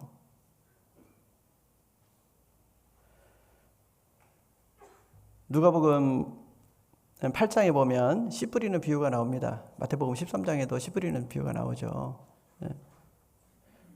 근데 누가복음 8장에 보면 8장 15절에 좋은 땅에 뿌리었다는 것은, 심기었다는 것은 착하고 좋은 마음으로 말씀을 듣고 지키어 인내로 결실하는 자니라. 인내가 필요한 거예요. 정말 하나님께서 이렇게 다 보고 계시고, 그분이 전능하시고, 그분이 여전히 나를 사랑하시고, 그분이 모든 걸 다 회복시켜 주시고 내게 큰 것으로 갚아 주신다, 내 기도가 성취된다라는 것을 믿어야, 그리고 기다려야 되는 거예요. 이루어지기까지. 인내로 결실하는 자니라. 이것이 말씀을 듣고 깨닫는 거예요. 말씀을 듣고 깨닫는다라는 거는 단지 그러네, 맞네, 그 아는 그 정도가 아니에요. 인내로 결실하는 자니라. 인내할 수 있는 것이 정말 깨달은 거예요. 여러분, 간절한 게 뭡니까? 많은 분들이 간절한 거를 착각을 해요. 학생들 보고 너희들 정말 공부 잘했으면 좋겠냐? 예, 잘하면 좋죠. 100점 맞았으면 좋겠냐? 100점 맞으면 좋죠. 얼마나 좋을 것 같냐? 너무 좋죠. 좋은 대학에 가고 싶냐? 예, 좋은 대학 가고 싶죠. 간절하냐? 그럼 자기 마음을 들여다봐. 간절한지 아닌지. 그렇게 됐으면 너무 좋을 것 같아. 예, 간절합니다. 근데 이 간절함이라는 거는요, 자기를 통제해 줄 수 있는, 인내할 수 있게끔 만들어 주는 것이 간절함이지, 자기를 통제 못 해 주는 이렇게 됐으면 좋겠다, 그 희망사항은 간절함, 성경에서 말하는 간절함이라고 할 수 없어요. 누가복음 18장에 보면 가난한 그 과부가 그 원한을 풀어달라고 불의한 재판관을 자꾸 찾아가잖아요. 눈만 뜨면 거기 가 있어. 왜? 들어줄 거라는 믿음이 확실해서 그건 아니에요. 이 불의한 재판관이 이게 들어준다라는 확신이 없어. 근데 원한이 너무 가득해가지고서 들어주든 안 들어주든 눈만 뜨면 본인이 거기 가 있는 거예요. 이게 간절한 거예요. 그 일이 이루어지기까지, 원한이 풀어지기까지 쉬지 못하는 거. 이게 간절한 겁니다. 하나님께서도 우리를 위해서 구원하시기 위해서 십자가 못 박혀서 다 이루었다 하시기까지 쉬지 않으셨어요. 아버지께서 이제까지 일하시니 나도 일한다. 예수님께서 오셔서 이렇게 쉬지 않고 일을 하신 겁니다. 다 이루기까지. 루키 3장 후반부에 보면 끝절에 이런 말씀이 있습니다. 이 보아스라는 사람이 이 일이 이루기까지 쉬지 않을 거라고, 멈추지 않을 거라고 이 나오미가 룻에게 말을 하거든요. 그것이 간절한 거고, 그것이 지식에 충만한 거예요. 공부 잘했으면 좋겠다, 마음이 간절한 것 같은데 그 원하는 마음이 간절한 건 아니다. 그 마음, 나를 통제해 줘야 되잖아요. 나를 통제를 해줘야 되는데 나를 통제를 못 해줘. 친구가 와가지고 오락실 가자 하면 오락실 따라가고, 그래도 마음 잡고 공부해야지. 근데 또 이제 또 다른 일이 생기면 또 거기에 또 이제 공부를 하려는데 막 머리가 막 열받는 것 같아요. 안 되겠다 하고서 또 이제 뛰쳐나가고. 좋은 직장을 얻고 싶다, 돈을 많이 갖고 있었으면 좋겠다. 돈이 있었으면 정말 좋겠어요. 간절해요. 너무 좋을 것 같아요. 돈이 있으면. 일을 해야지. 일을 해야 돈이 생기죠. 돈이 벌면 그걸 좀 이렇게 저축도 좀 해두고 규모 있게 써야 되잖아요. 성경에 보면 헛되니 모든 것이 헛되다 이런 말씀 있잖아요. 어떤 사람이 헛된 걸 깨닫고 구원을 받냐? 성실한 사람, 열심히 사는 사람. 열심히 사는 사람은 헛되다는 것을 깨닫게끔 되어 있어요. 그런데 열심히 안 사는 사람, 바꿔서 말하면 간절하게 안 산 사람, 부지런히 안 산 사람은 항상 후회를 하죠. 그때 공부 좀 할 걸, 그때 돈 벌 때 좀 저축이라도 해놓을 걸, 땅이라도 좀 사놓을 걸, 가족이 화목할 때 그때 내가 좀 더 잘할 걸. 열심히 안 산 사람은요, 자꾸 그 뒷북만 쳐요. 그때 이럴 걸, 그때 이럴 걸. 우리는 삶 속에서 정말 특히나 신앙 안에서 간절한 삶을 살아야 됩니다. 성실하게 살아야 되고 여전히 하나님께 순종하고 복음 전하는 과정들 속에서도 정말 인내하는 가운데서도 결실해야 됩니다. 주 예수를 믿으라 그리하면 너와 내 집이 구원을 얻으리라. 정말 이 말씀을 믿으세요? 라고 이렇게 물으면 대부분은 예 믿습니다. 조금 생각하다가도 예 믿습니다. 대부분 이렇게 대답을 합니다. 왜? 또 그렇게 대답을 해야 될 것 같아.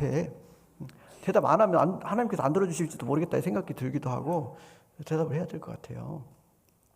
주 예수를 믿으라 그리하면 너와 내 집이 구원을 얻으리라. 이 믿는다는 거 있잖아요.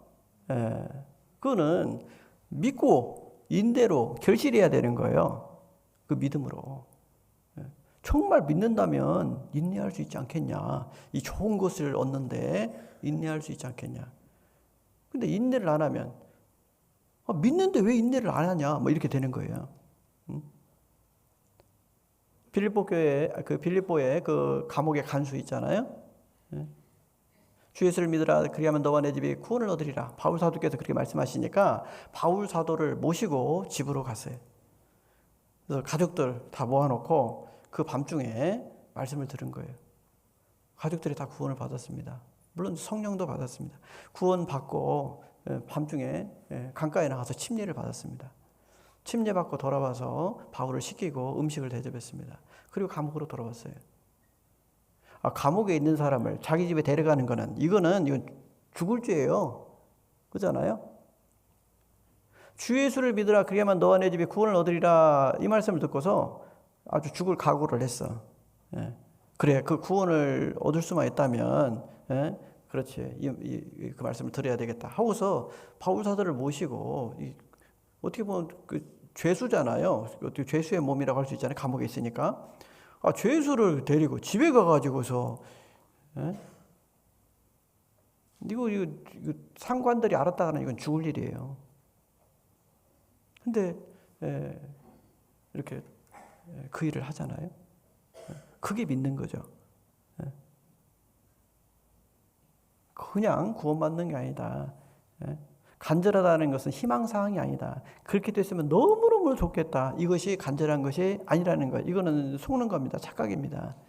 간절한 것은 어떤 어려움들 속에서도, 바꿔서 말하면 하나님께서 숨어있는 어떤 상황들 속에서도 여전히 하나님을 인정하고 그리고 그 일이 이루기까지 낙심치 않고 그 일을 멈추지 않는 겁니다. 이것이 간절한 거고 이것이 하나님 앞에 합당한 모습이다. 이를 숨기는 것은 하나님의 영화요, 이를 살피는 것은 왕의 영화니라. 이를 살핀다. 뭐 영어 성경에 보면 search out 이렇게 되어 있더라고요. search out은 찾아낸다 이런 뜻이에요. 이를 찾아내는 것은 왕의 영화다. 우리는 자꾸 찾아내야 돼. 하나님은 숨어 계신데 그 숨어 계신 하나님, 정말 이분이 도와주시나, 이분이 능력이 정말 크신 분인 건 알겠는데 정말 도와주시고 이 좋은 것으로 반드시 갚아줄 거냐라는 거예요. 거기에 대한 확신을 얻어야 돼요. 좋은 결과에 대한 감동이 있어야 돼요. 좋은 결과가 있을 거라는. 이걸 자꾸 찾아내야 된다는 거예요. 하나님께서 세상에 보물이라는 걸 두셨습니다. 금도 있고 다이아몬드도 있고 많은 보물들 있잖아요. 이걸 왜 숨겨두었냐? 그 보물 찾듯이 하나님을 찾아야 된다는 거예요. 욥기 28장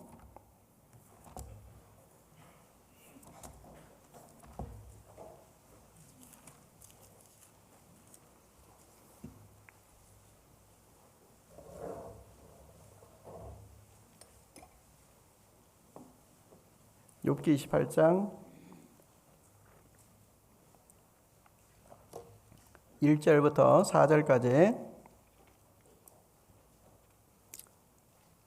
같이 읽겠습니다. 은은 나는 광이 있고 연단하는 금은 나는 곳이 있으며 철은 흙에서 취하고 동은 돌에서 녹여 얻느니라. 사람이 흑암을 파하고 끝까지 공고하여 음해와 유암 중에 광석을 구하되 사람 사는 곳에서 멀리 떠나 구멍을 깊이 뚫고 발이 땅에 닿지 않게 달려내리니 멀리 사람과 격절되고 흔들흔들 하느니라. 그 문 동철을 얻기 위해서 사람이 위험도 무릅쓰고 많은 수고도 한다. 6절에 그 돌 가운데는 남보석이 있고 사금도 있으며 그 길은 솔개도 알지 못하고 매의 눈도 보지 못하며 위험스러운 짐승도 밟지 못하였고 사나운 자도 그리로 지나가지 못하느니라. 사람이 굳은 바위 위에 손을 대고 산을 뿌리까지 무너뜨리며 돌 가운데로 도랑을 파서 각종 보물을 눈으로 발견하고 시냇물을 막아 스미지 않게 하고 감추었던 것을 밝은 대로 내리니라. 예.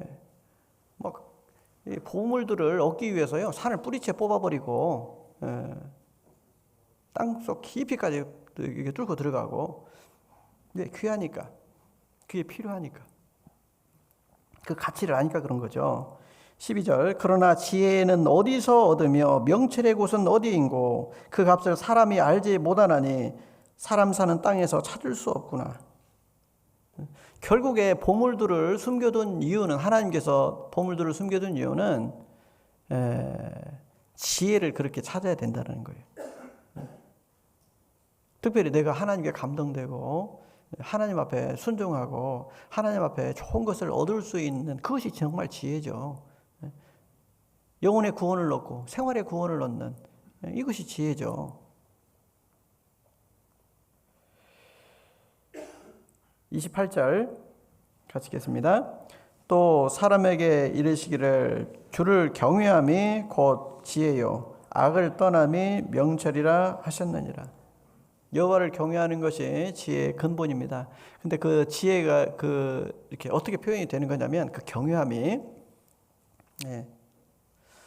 참 잠언 8장이라든지 뭐 이제 이 말씀들을 보면 여호와를 경외하는 것은 악을 미워하는 것이다, 악을 떠나는 것이다, 뭐 이런 말씀들도 있기도 한데, 기본적으로 여호와를 경외할 때 나타나는 행동이 뭐냐면 하나님께 기대는 거예요. 하나님을 의지하는 거예요.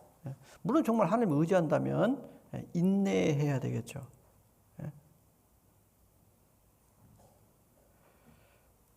그래서 우리는 하나님께서 숨어 계신 것 같은 상황 속에서도 하나님을 자꾸 찾아야 됩니다.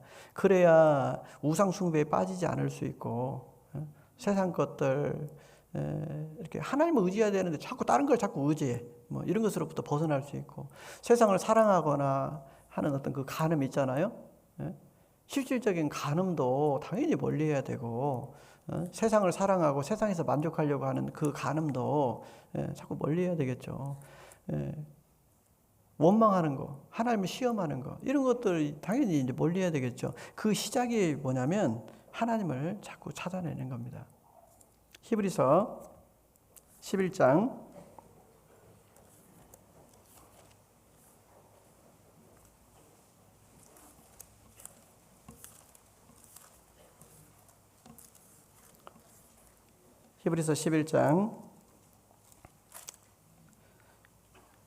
1절 2절 같이 읽겠습니다.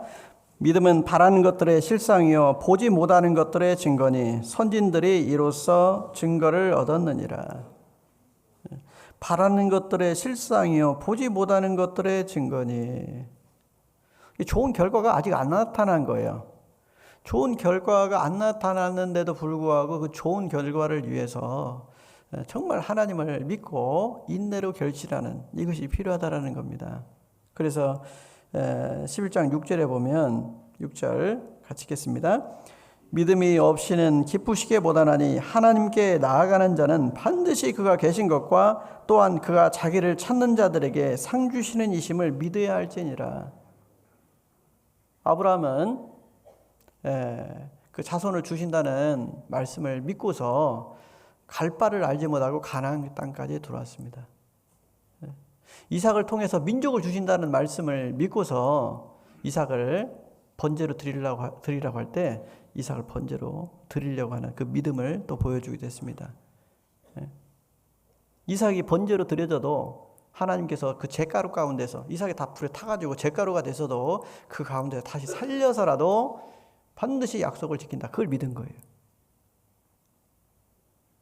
히브리서 11장에 있는 그 믿음에 대한 많은 내용들은요, 어떻게 보면 영광과 상관이 있는 거예요. 모세도 바로의 공주의 아들이라 칭함을 거절하고 그 영광을 위해서 이렇게 광야에서 고난을 받았잖아요. 영광을 위해서 상주심을 바라봅니다. 어떤 사람은 더 좋은 부활을 얻고자 하여 악형을 받되 그걸 구차히 면치 않았다라는 말씀도 있고요. 어떤 사람은 다니엘 같은 경우에는 사자굴에도 들어가고, 다니엘의 세 친구는 불의 세력에 불 속에도 들어가고, 어떤 사람은 톱으로 켜는 것과 그런 것들을 이렇게 마다하지 않았다. 믿음의 사람들은 이런 사람들을 누가 감당하리요? 이런 말씀이 있는데, 이거는 이 믿음은 주되게는 영혼 구원도 해당은 되죠. 왜냐하면 정말 주님 앞에 무릎 꿇고 내 자신을 내놓고 영혼의 구원을 받으면 하나님 자녀로서 영원한 영생 복락을 얻는다. 이 좋은 결과가 있단 말이에요. 그 좋은 결과를 믿고서 내 자신을 굽히고 무릎을 꿇는, 이것도 뭐 여기에 이 믿음에 해당한다고 할 수 있습니다. 그런데 주되게는 사실은 믿는 사람들에게 하신 말씀이기도 하고, 히브리서가 생활구원과 상관이 있는 거예요. 영원한 것들을 얻기 위해서 구약시대의 성도들, 예수님 피에 대해서 명확하게 알지 못했던 분들도 이렇게 내 자신을 투자하고 자기 모든 것을 투자했는데 우리는 투자해야 되지 않겠냐라고 하는 거예요. 그래서 히브리서 12장으로 넘어가면 믿음의 주요 온전케 하시는 예수를 바라보자라고 하잖아요. 구름같이 둘러싼 허다한 증인들이 있다라는 말씀도 있고, 예수를 바라보자. 예수님은 십자가를 참으사 부끄러움을 개의치 아니하시더니 하나님 보좌 우편에 앉으셨느니라. 이건 영혼 구원을 말하려고 하는 게 아닙니다. 예수님께서 영광의 하나님이신데 그 예수님께서 어떻게 큰 영광을 하나님 우편에 앉으셨는지를 생각해 봐라. 십자가를 참으사, 십자가를 참을 때 고통만 참은 게 아니라 부끄러움을 참으신 거예요. 십자가를 참으사 부끄러움을 개의치 아니하시더니 하나님 보좌 우편에 앉으셨느니라. 예수님께서 그 부끄러움까지, 그 십자가의 고통 다 참으시고 결국에 하나님 보좌 우편에 앉았지 않았냐. 우리도 예수님처럼 인내하고 하나님 보좌 우편에 앉자. 우리도 같이 예수님과 함께, 예수님께서 이기는 자들에게는, 요한계시록 3장 21절에 그런 말씀 있잖아요. 이기는 자들에게는 아버지께서 나를 그 보좌에 앉게 해준 것처럼 나도 내 보좌에 함께 앉게 해주겠다라고 말씀하셨습니다. 그 예수를 바라보자라고 하는 거예요. 하나님 보좌 우편에 앉으신 예수를 바라보자. 우리도 예수님과 같이 보좌에 앉자, 왕이 되자라고 하는 거예요. 왕이 되려면 어떻게 해야 되냐? 이 11장 6절 말씀처럼 믿음이 없이는 기쁘시게 못하나니 하나님께 나아가는 자는 반드시 그가 계신 것과 그가 자기를 찾는 자들에게 상 주시는 이심을 믿어야 할지니라. 믿음이 없이는 기쁘시게 못한다. 어떤 믿음? 하나님께서 숨어 계신데 그 숨어 계신 하나님을 찾는 믿음이에요. 안 도와주시는 것 같은데 그분이 계시거든요. 좋은 결과가 올까? 반드시 좋은 결과를, 순종하면 반드시 좋은 결과를 주신다라는 믿음이에요. 불순종하고 내 욕심 챙기고 내 뒷주머니 챙기고 하나님께서 우리하고 동업하자고 하시는 거거든요. 야, 우리 같이 동업하자. 그래서 똑같이 그걸 쓰자라고 하는 거거든요. 해볼만 하잖아요. 하나님 이만큼 가지고 있고 나는 이만큼 갖고 있는데 다 내놓고 똑같이 내놓고, 제자들이 그랬잖아요. 우리가 모든 것을 버리고 주를 쫓아 싸운 자, 그런지 우리가 무엇을 얻으리까? 너희들이 내가 왕권을 가지고 올 때 너희들도 12 보좌에 앉아서 이스라엘 12지파를 심판하리라. 너희들도 왕 될 거다. 내가 왕이 되면 너희들도 왕 되지. 모든 것을 버리고 주를 쫓았을 때. 그리고 더 큰 왕이 되기 위해서, 더 많은 문화를 남기기 위해서 우리가 더 투자하고 더 수고하는 거잖아요. 하나님께서는 우리가 왕이 되기를 원하십니다. 그 왕이 되는 것이 얼마나 대단하고 크면 그 자녀들에게 너무너무 사랑하시잖아요. 하나님이 능력이 부족해서 우리를 고생시키는 것도 아니고 사랑이 부족해서 우리를 고생시키는 게 아닙니다. 어떤 부모가 자식을 막 그 부모는 막 회장이야. 큰 기업 회장인데 창고에서 막 물건 정리하고 그 일을 평생 시키는 부모는 없을 거예요. 너 일을 좀 배워야 돼. 처음부터 앞에서 일을 못해. 하면서 막 창고 정리하는 일을요, 막 30년을, 지금 30년이면 다 늙어갈 것 같은데 30년을 창고지기를 시키고 있으면 어떡해. 잠깐 뭐 어떤 이제 말단 사원 일을 하다가 뭐 바로바로 뭐 올라간다든지 뭐 이럴 수는 있겠죠. 그리고 참고지기 일을 하는데 막 무시하고 욕을 하고 막 이런 소리를 들어. 그럼 그 회장이 야, 너 그것도 참아야 돼 하면서 그러고 있겠어요? 네가 이 고생할 필요는 이런 고생까지는 할 필요 없지. 뭐 자리를 옮기든지 어떻게 뭐 해결을 해줄 거 아니에요. 하나님은요. 하나님은 우리에게 그런 일을 수십 년을 하기도 하십니다. 자녀들이 무시받고 하나님 자녀들이 무시받는 그런 환경들, 그리고 병으로 고생하고 구원받은 사람들도 병에 걸리잖아요. 병으로 고생하는 일들도 허락하시고 많은 고통 있잖아요. 부모의 사랑을 제대로 못 받아서 가족에게 어떤 아픔을 당하는 그런 일들도 있습니다. 그런 상황들을 그 자녀들에게 허락하시는, 심지어는 순교당하는 막 몸이 찢어 죽는 그런 것까지도 하나님께서 허락하시는 것은 도대체 천국의 그 영광이 얼마나 크고 그 왕권이 얼마나 대단하면 그 고생을 시킬까. 하나님 우리 사랑 안 하는 게 아닌데, 능력이 없는 게 아닌데, 지금이라도 우리가 기도하면 하늘에 12영이나 되는 천사들이 와가지고서 우리를 구원해 주려면 할 수도 있을 건데, 예수님께서 그렇게 하신 것처럼 예수님께서도 그런 상황이 있었는데 그 고난을 다 이렇게 감당하셨잖아요. 영광이 얼마나 크면, 그 기쁨이 얼마나 크면 우리에게 현재 상황을 허락하셨을까. 그걸 기억할 필요가 있다는 거죠. 믿음이 없이는 기쁘시기보다는 하나님께 나아가는 자는 반드시 그가 계신 것과 반드시 그가 계신다. 우리가 하나님께 순종할 때 반드시 다 보고 계신다. 우리가 혹시 불순종하면 반드시 보고 계신다. 순종할 때도 보고 계시고 불순종할 때도 보고 계신다라는 거예요. 정말 내가 순종하는데 좋은 것으로 주실까? 반드시 주신다. 불순종하는데 괜찮을까? 반드시 안 괜찮다. 반드시 안 괜찮아요. 불순종하면. 구약 시대에 있는 그 성경을 보면, 구약 성경을 보면 하나님 앞에 순종할 때 근데 문제가 생기거든요. 욥이 막 종으로 팔려고 요셉이 종으로 팔려고 그러잖아요. 근데 몇 장 넘겨보면 수습이 돼. 그죠? 하나님 앞에 잘 되겠다 싶은 사람은 다 잘 됐어요. 우리가 생각하기에 잘 되겠다 싶으면 다 잘 됐고요. 안 되겠다 싶은 사람은 다 안 됐어. 신약 성경에도 마찬가지입니다. 근데 신약 시대에 구원받은 사람이 심지어는 순교당하고 끔찍하게 죽는, 고통받는 이런 일들 많았잖아요. 근데 그분들이 그러면 야, 이분들은 하나님 믿긴 믿었는데 기도도 했는데 결국에는 죽었구나, 망했구나, 그렇게 생각 안 해요.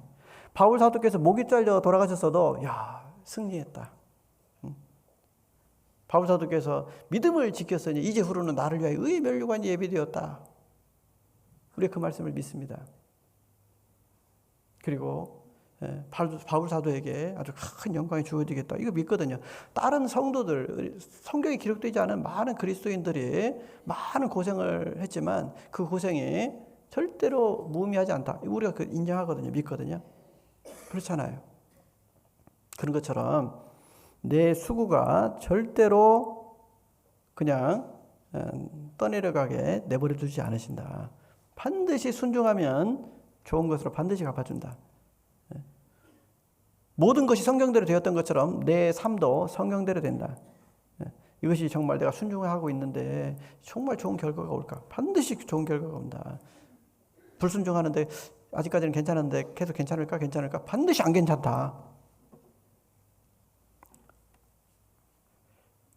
그래서 우리가 하나님 앞에 순종하는 가운데서 좋은 것들을 얻어야겠다.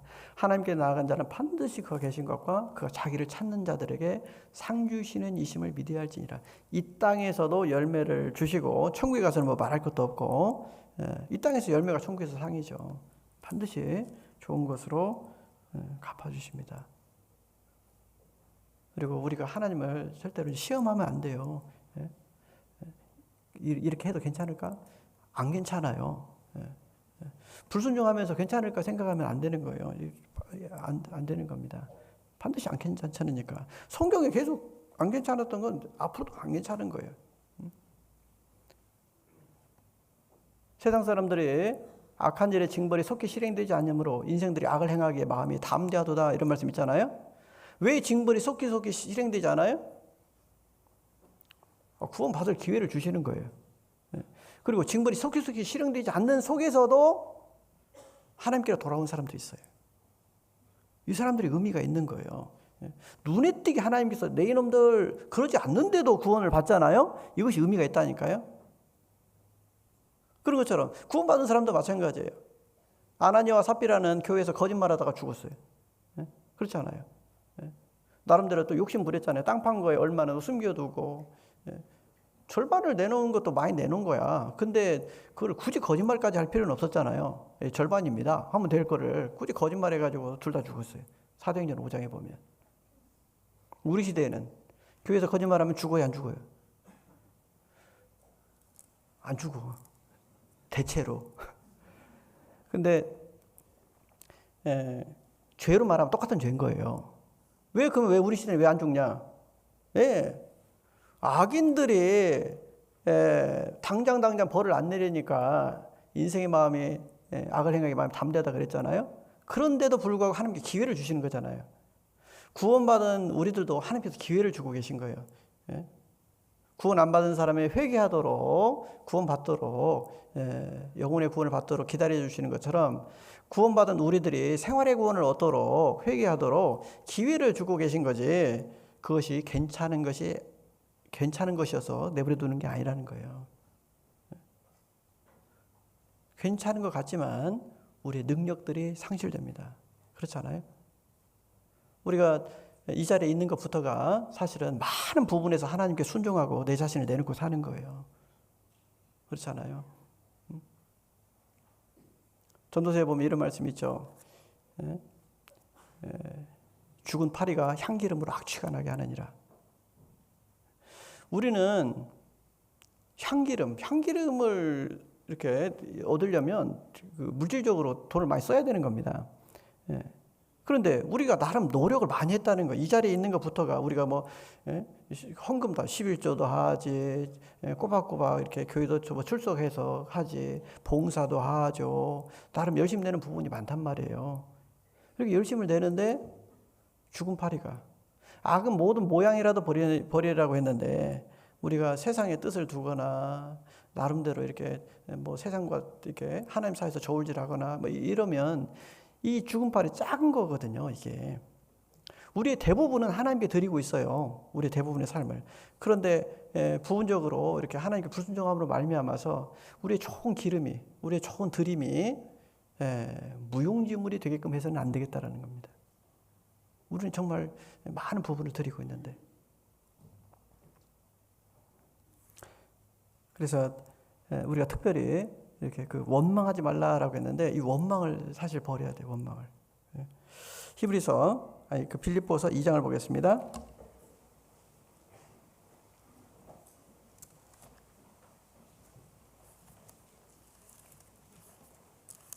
빌립보서 2장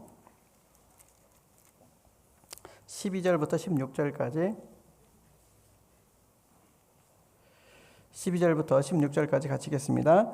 그러므로 나의 사랑하는 자들아, 너희가 나 있을 때뿐 아니라 더욱 지금 나 없을 때에도 항상 복종하여 두렵고 떨림으로 너희 구원을 이루라. 너희 안에서 행하시는 이는 하나님이시니 자기의 기쁘신 뜻을 위하여 너희로 소원을 두고 행하게 하시나니 모든 일을 원망과 시비가 없이 하라. 이는 너희가 흠이 없고 순전하여 어그러지고 거스리는 세대 가운데서 하나님의 흠없는 자녀로 세상에서 그들 가운데 빛들로 나타내며 생명의 말씀을 밝혀 나의 다름질도 헛되지 아니하고 수고도 헛되지 아니하므로 그리스도의 날에 나로 자랑할 것이 있게 하려 함이라. 12절 말씀은 너무나 익숙하죠. 항상 복종하여 두렵고 떨림으로 너희 구원을 이루라. 생활 구원을 이루라는 건데, 또 바꿔서 말하면 너희들이 이 땅에 있는 동안에 열매를 맺으라는 거예요. 얻어라 라고 하는 겁니다. 어떻게? 두렵고 떨림으로 복종해서. 뭘 복종해야 되냐? 14절에 모든 일을 원망과 시비가 없이 하라. 모든 일을 원망과 시비가 없게 하는 그 일에 대해서 복종해야 된다는 거예요. 무엇을 위해서? 13절에 후반부에 너희로 소원을 두고 행하게 하시나니, 소원을 위해서. 정말 우리의 소원이 간절하고 정말 중요하다고 한다면 교회 안에서 이렇게 하나님을 원망하거나 아니면 형제자매들을 원망하고 무엇이 옳고 그른 거 자꾸 따지고 그러지 말자라고 하는 겁니다. 왜? 내 소원이 너무나 중요하니까. 소원이 나를 통제해 주는 거예요. 아직 구원받지 못한 가족들이 나를 통제해 줍니다. 화를 내려고 하다가도 내가 화냈다가는 내 가족은 어떻게 하라고. 뭐 이런 이제 생각들이 이제 들어오게끔 돼 있어요. 정말 소원이 간절한 사람은. 자, 결혼하고 이제 초기에는 이제 막 그 부부간에 막 밀당을 하잖아요, 이게. 그럼 아내 생각을 내 생각하고 맞추려고 막 노력을 해요. 근데 하다가 이제 성경에 해가 지도록 부문을 품지 말라고 했는데, 해가 이제 12시 넘어가기 전에 제가 먼저 이렇게 내가 잘못했다 그래요. 그리고 괜찮다고 말하기 전에는 안 재워요. 왜냐하면 아내의 마음을 얻고 아내와 의견을 같이 하고 이게 당연히 이제 필요할 수도 있겠죠. 근데 그거보다 더 중요한 게 뭐냐면 제 소원이거든요. 그때 당시에는 저희 어머니가 구원을 안 받은 상태였었어요. 그래서 베드로전서 3장에 보면 아내를 하나님의 유업을 함께 얻을 자로 알아서 귀히 여기라라는 말씀이 있습니다. 아내는 더 연약한 그릇이다. 왜 아내한테 이렇게 그 관계를 잘 유지를 해야 되냐면 이는 너희 기도가 막히지 아니하게 하려 함이라 이런 말씀이 있어요. 아내하고 나하고 관계가 문제가 생기면 아내가 남편을 원망하면요 남편 기도가 막혀요. 그러니까 기도가 막혀버리면 이게 무용지물이 되잖아요. 아무리 열심히 살아도 원하는 게 이루어지지 않으면 다 소용없는 거지. 그러니까 아내한테 내가 잘못했다 그래. 일단. 그리고 일단 이제 뒤로 물러서는 거예요. 교회 안에서 형제 자매들하고 이렇게 마음 안 맞는 부분도 있을 수 있고 서운한 일이 있을 수도 있습니다.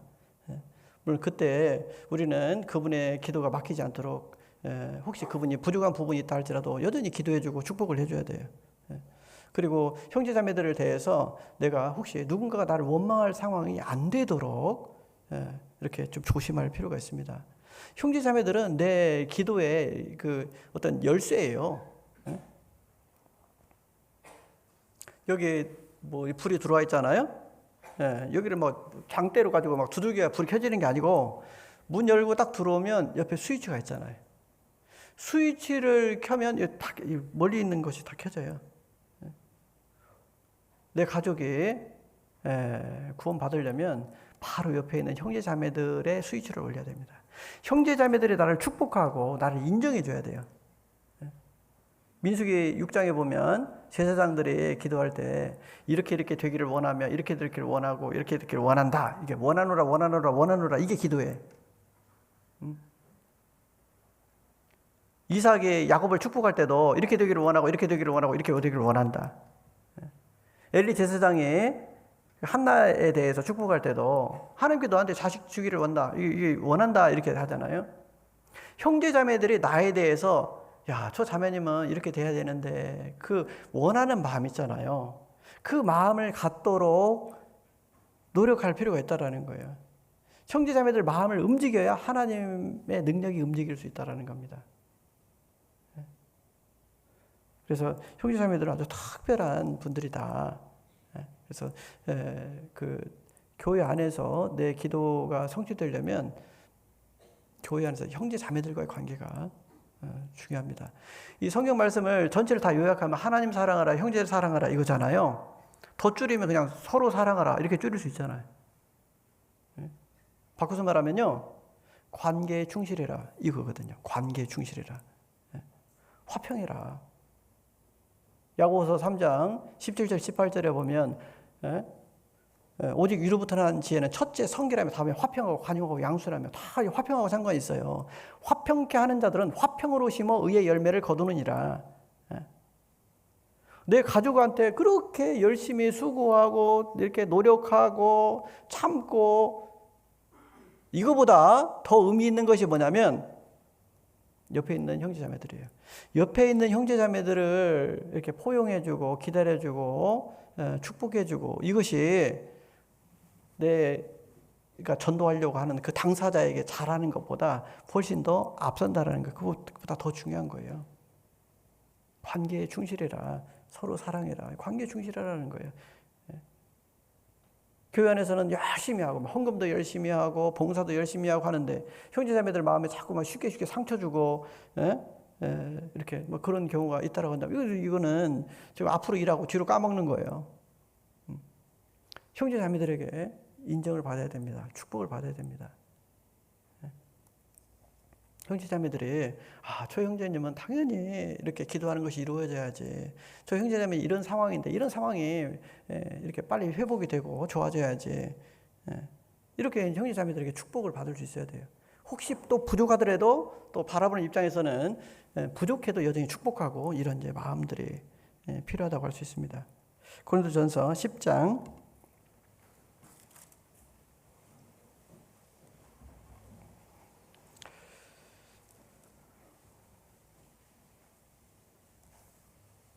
12절 13절 같이 읽겠습니다. 그런즉 선줄로 생각하는 자는 넘어질까 조심하라. 사람이 감당할 시험 밖에는 너희에게 당한 것이 없나니 오직 하나님은 미쁘사 너희가 감당치 못할 시험을 당함을 허락지 아니하시고 시험 당할 즈음에 또한 피할 길을 내사 너희로 능히 감당하게 하시느니라.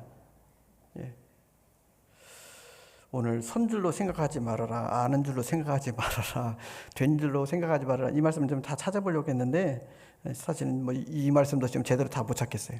근데 자, 선줄로 생각하는 자는 넘어질까 조심하라. 이 말씀은 너희들이 서 있다고 착각하지 말아라. 뭔가 안다고 됐다고 착각하지 말아라. 너희들이 지금 서 있다고 한다면 그 서 있는 그 이유가 뭐냐? 사람이 감당할 시험 밖에는 너희에게 당한 것이 없나니 오직 하나님은 미쁘사 너희가 감당치 못할 시험 당함을 허락지 아니하시고 시험 당할 즈음에 또한 피할 길을 내사 너희로 능히 감당하게 하셨기 때문이다. 너희들이 지금 서 있는 것은 믿음이 대단해서가 아니다. 너희들이 지금 서 있는 것은 하나님께 정말 충성된 마음으로 가득해서가 아니다. 너희들이 지금 서 있는 것은 감당할 만큼만 허락하셨기 때문이다. 물론 이 말씀을 이제 하나님은 감당할 만한 시험만 주신다, 뭐 이렇게 생각해도 됩니다. 근데 이 문맥상에서 여기서 제가 이 말씀을 굳이 이제 감당할 시험만 주셨다, 이 말씀 하신 이유는 뭐냐면 선줄로 생각하는 걸로 착각하지 말아라. 그래서 그 누가복음 22장에 예수님께서 베드로에게 이렇게 말씀하십니다. 사단이 밀가부로 타려고 너희를 청구했지만 내가 네가 이렇게 그 믿음에서 떨어지지 않도록 기도했다, 이 말씀을 예수님께서 하셨어요.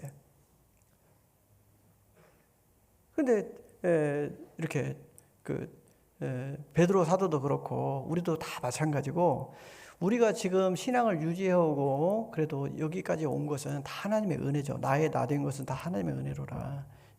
내가 다른 분들보다 믿음이 좋아서 아니면 하나님께 어떤 좋은 마음들이 있어서, 물론 좋은 마음이 있죠. 물론 믿음도 있죠. 그런데 감당할 만큼만 이렇게 시험당을 허락하셔서 여기까지 올 수 있었지, 너무 큰 것을, 어려운 걸 주셨으면 우리가 이미 다 꼬꾸라졌을 거다라고 하는 겁니다. 그래서 겸손한 마음으로 하나님을 섬길 뿐만 아니라 형제 자매들 있잖아요. 나도 연약한데 형제 자매들도 연약하거든요. 형제 자매들의 연약함을 우리가 불쌍히 여기고 혹시 부족하다 할지라도 여전히 축복하고 또 그 기도가 힘있게 이루어질 수 있도록 서로 이렇게 도와줘야 되겠습니다. 함께 기도하겠습니다. 은혜로우신 우리 아버지 하나님, 참으로 감사합니다. 주님께서 피를 흘려서 저희를 구원해 주셨고 또 저희들에게 대한 그 온전하신 사랑을 보여주셨습니다. 저희들 하나님의 그 능력을 의지하고 또 하나님의 사랑을 의지하고 이 땅에 있는 그 모든 삶들 속에서 모든 일을 능히 감당하고 믿음으로, 소망으로, 사랑으로 행할 수 있도록 도와주시길 원합니다. 아직 구원받지 못한 가족들, 친족들, 이웃들에게 주님께서 주님의 구원을 깨달을 수 있도록 더 큰 은혜를 베풀어 주시길 원합니다. 저희들의 마음을 불쌍히 여겨주시고 저희들의 소원을 주님께서 들어주시고 혹시 저희들이 연약하고 부족해서 하나님 앞에 부족함이 있다 할지라도 그래도 주님의 그 크신 사랑으로 저희들의 기도를 이루어 주시고 도와주시길 원합니다. 주님 오실 날이 가깝습니다. 저희들 세상과 구별되게 살 수 있도록 우상 숭배하지 않고 간음하지 않고 원망하지 않고 하나님을 시험치 않고 오직 주님의 앞에 그 말씀에 당한 경주를 온전히 하고 주님을 바르게 섬겨가며 서로 사랑할 수 있도록 도와주세요. 우리를 사랑하시는 예수님 이름으로 감사하게 됐습니다. 아멘.